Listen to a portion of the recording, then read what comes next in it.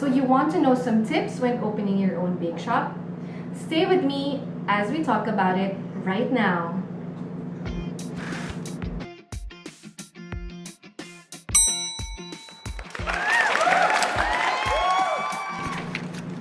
Hi, I'm Jules and welcome to Chef Jay's Piece of Cake, where we talk about all things baking, caking, and chefpreneurship. So today guys, I am about to tell you to share with you the things that you need to know and you need to remind yourself about when opening your own startup business in the baking industry. I made an acronym for you to easily remember the things that you need to know, most especially when you are brainstorming. So, syempre kapag meron kayong, like brainstorming ng ikaw or yung team mo, diba? So, you can actually remind yourself about these things na you need to consider. So, before we start, I hope that everybody is doing great. I hope that you guys are surviving this pandemic, diba? Second lockdown na natin and parang sanay na nga tayo hindi lumabas ng bahay, parang medyo scary na, diba? And to be honest, ang lungkot niya. So, we are doing our best to entertain ourselves, to make ourselves happy, and I hope this video could actually help those who are preparing for their own startup because hindi tayo talaga titigil na mag-grow, na gawin yung gusto natin. So, this is what you need to know when you want to start your own bakery. Okay, so let's start with the first letter, and that is letter B. B is for why baking. So why baking? Why do you want to venture yourself into the baking industry, to the baking business? Diba? So, madaming actually ang naging interested to open up their own, most especially during the first lockdown last 2020.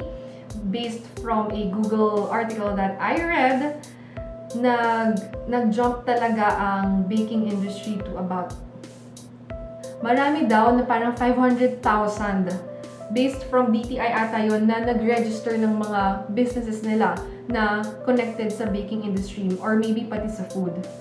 Pero if you will realize, very essential pala ang industry natin. Kasi, well, bakery kasi like breads, diba? So, staple food talaga siya ng Filipinos. But not just that. Also, yung mga celebration cakes.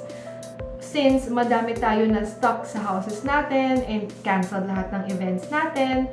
So, yun yung isang way na para maging masaya tayo. So, naging happy din ako na my brand help the people celebrate their birthdays, their milestones at home. That Jacob Cakes has been part of it. Diba? So, yun nga, why baking? Just to give you a background, I actually handle the brand Jacob Cakes, wherein our specialty is providing customized cakes, desserts, and also regular celebration cakes and other pastries like breads, and pies, macarons, mga ganon. So, that is actually the background of my business. And it has been in the industry for quite some time. We are almost 10 years. But ever since I was a kid, I'm actually selling na with my family, with my friends, with my classmates, yun. So, talagang eventually, it led me up to this industry. Okay. So, yun nga, going back, why baking? You have to check yourself. If you're the type of person na you enjoy baking for your loved ones, for your family, for yourself, wherein you find baking like a therapeutic activity for yourself, wherein it releases stress hormones or it relaxes you, diba? And the thing, yung pinaka-activity na talagang na-enjoy mo is you doing something from scratch and then becoming a finished product, iba yung self-fulfillment nun. So that is where hobby baking comes in. So you are a hobby baker. But to tell you honestly, iba ang hobby baking when it comes to baking for business. Because baking for business is different because the challenges come in, diba? The pressures come in, complaints come in, Diba? So, yung long hours of work, it's going to be a normal thing for you. So, if you are the type of person who are not used to being on your feet more than 8 hours a day, kasi ang mga chefs talaga, sanay na 8 hours or more, nakatayo lang.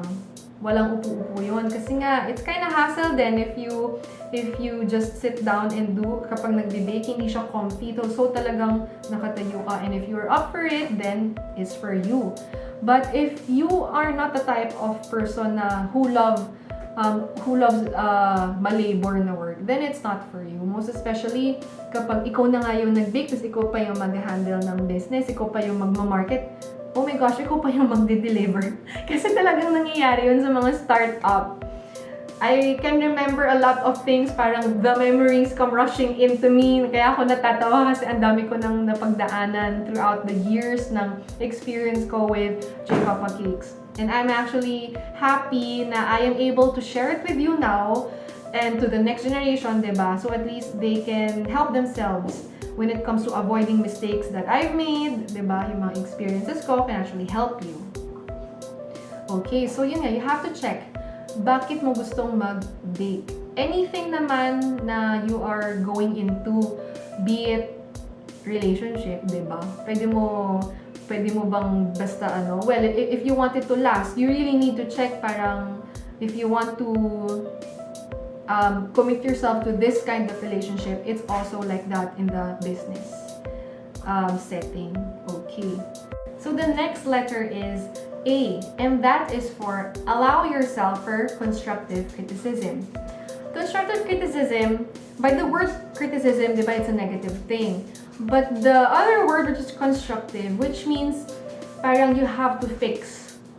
So that is the word constructive criticism.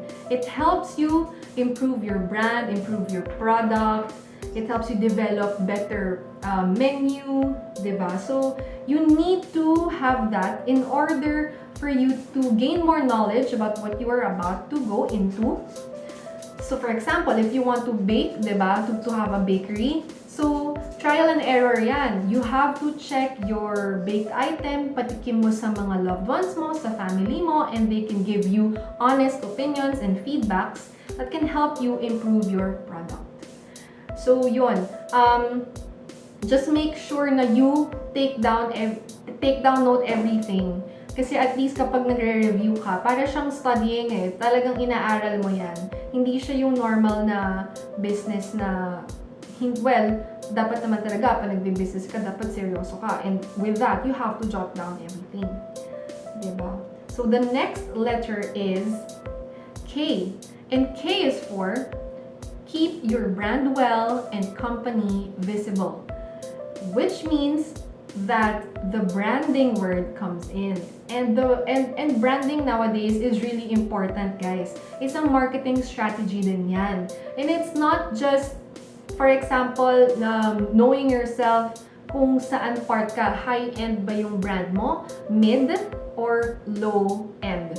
So you have to consider that. Kasi yung branding mo baka masyadong intimidating for the low-end, pero low-end naman pala yung products mo. So you need to gauge paano mo iba-brand yung bake shop mo. Diba? And then also, when it comes to branding, the decoration or the style of your logo, of your products, diba? You need to check how will you show it sa market. You need to consider that as well. One advice that I'm about to give you is that whenever you plan to whenever you plan to make a logo, diba? I would suggest keeping it really simple. Kasi if you will notice now, yung mga big brands then they make it a point to minimalize their brands, yung logos nila, 'di ba? Ang dami ng mga simplified logos na before ang daming intricate na designs, ngayon pasimplihan na lang. Yun. So, isang idea din yon. And then, when it comes to the color, make it 1 or 2 colors, okay na. Kasi kapag 3, like mine, 3 colors ako, one of the challenge that I experienced throughout the years is that whenever I want to have like a customized packaging, did you know na ang mga suppliers ng printing, they consider each color na cost yun. So, the more colors that you have, the higher the cost for your packaging. So, consider niyo yun. Diba? And also, yung feel niya, are you rustic or are you kind of luxurious or nasa mid ka lang? So, you have to consider that. If meron kang gustong color like rainbow, diba?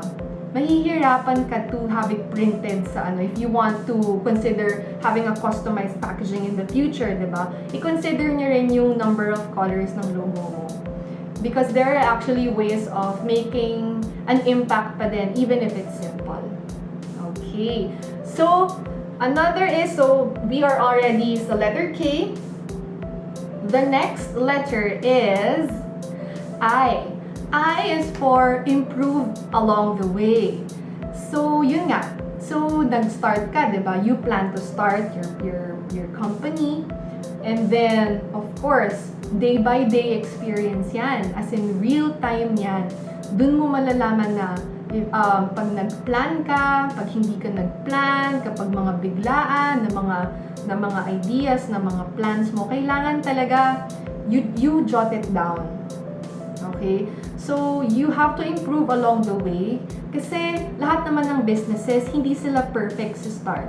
Kaya nga meron sinasabi na start-up or kaya nga sa mga restaurants, meron dun nakalagay na ano yun, parang please bear with us, we are on soft opening because it's actually very hard to start a business, diba? Marami pang pagpapracticean yan. Marami pang challenges na may experience. And it's actually one way of you having a better service, having better products, diba? So, manggagaling din yan sa mga customers mo. So, the next advice is, here comes letter N, wherein you have to take down notes. So, note nyo lahat yan. You need to have a journal. I actually have a journal ever since I started.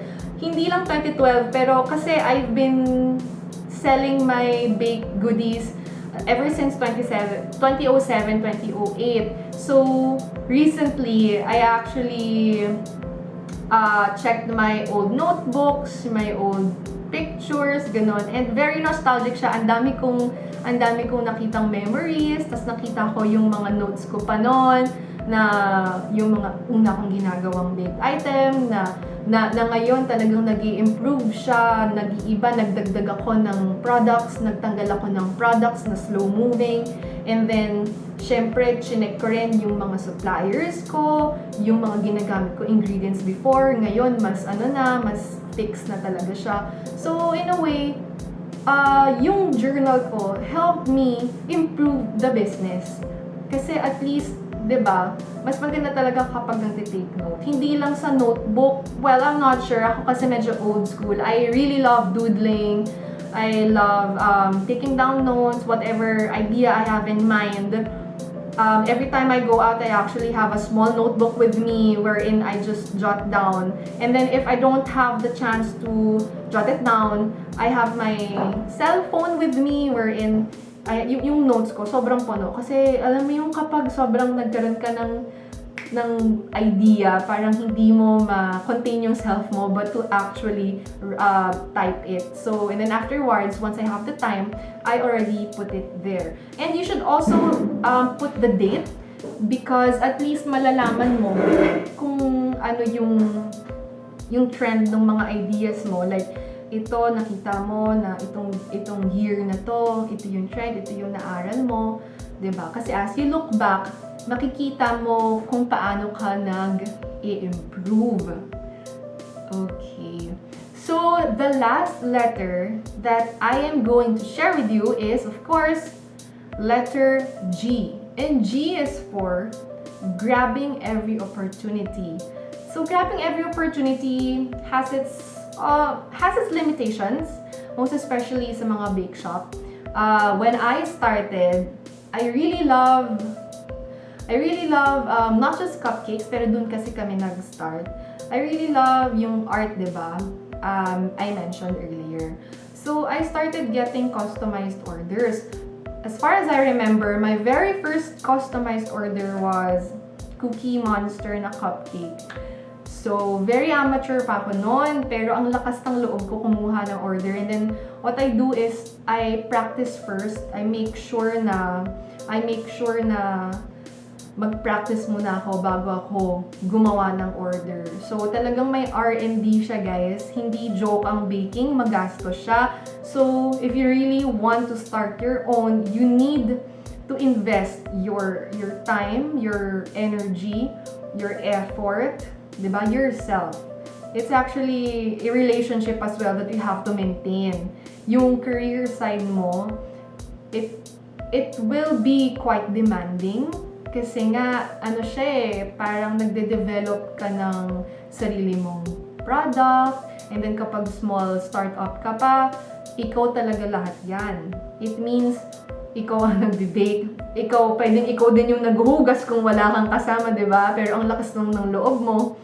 And then, ikaw ang nagmamarket, gumagawa ka ng sarili mong social media page, ikaw ang nagde-deliver, grabe, ang dami ko nakikita sa mga baking groups na parang nire-realize ko, shocks, isa sa mga pinaka-masisipag na mga tao talaga, mga chef, mga bakers, kasi talagang very, very passionate sila sa ginagawa nila. Kasi kung ibang tao yan, parang mapapaisip ako, kaya ko ba yan? Ako na mag-bake, ako pa mamimili, ako pa magde-deliver, diba? So talagang yung experience ko, it is actually one of my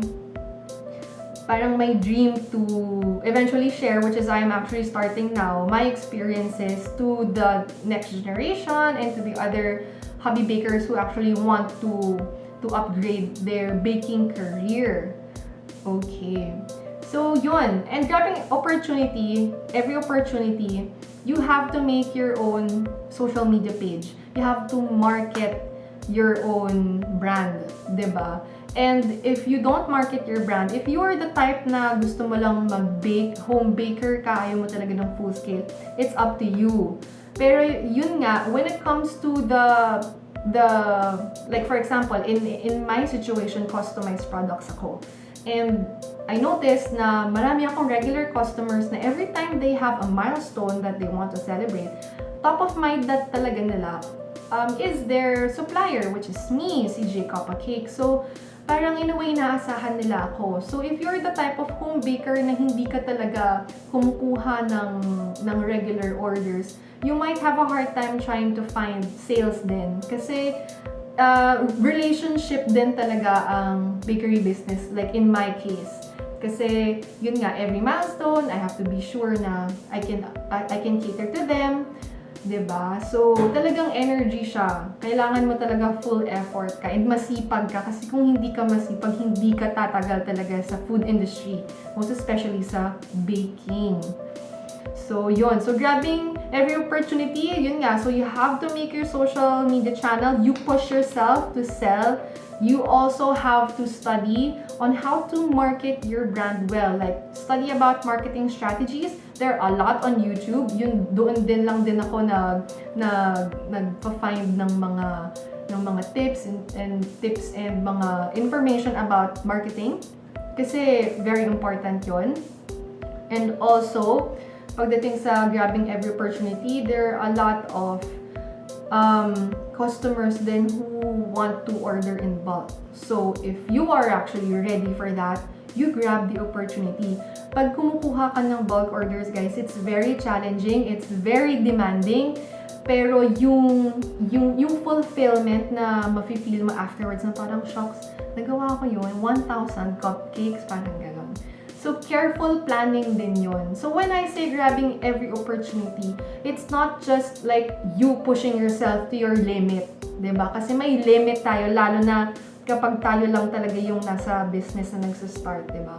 Pero with careful planning and also with good research, you can actually achieve yung goals mo na mga ganyan. So, next time, chicken na lang sa'yo yung rush order.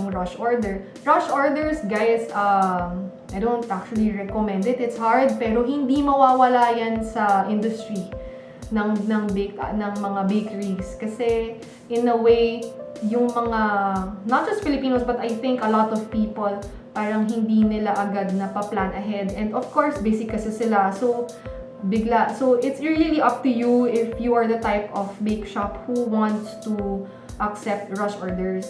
Pero yun nga, it comes with good customer service din kasi. So, in case na, for example, pwede mo silang i-accommodate, pero next time, you can tell them na, ma'am, sir, next time if you plan to order, make sure you can place it within our lead time para walang hassle, diba, sa both parties. Okay, so that's the end of it. In case you want to know more about the things about chefpreneurship or questions, you have questions, you can actually comment down below. And of course, I will also remind you to subscribe to this channel if you want to know more about baking, caking, and chefpreneurship. This has been Jules. Thank you very much, guys, and I'll see you next week. Bye!